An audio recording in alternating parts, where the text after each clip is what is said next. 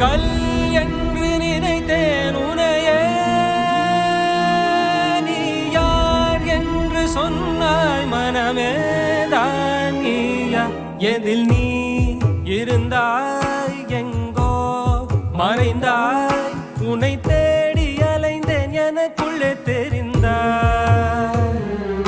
இது போதும் எனக்கு, வேறு வரங்கள் 100 வேண்டுமா இறைவா, இதுதான்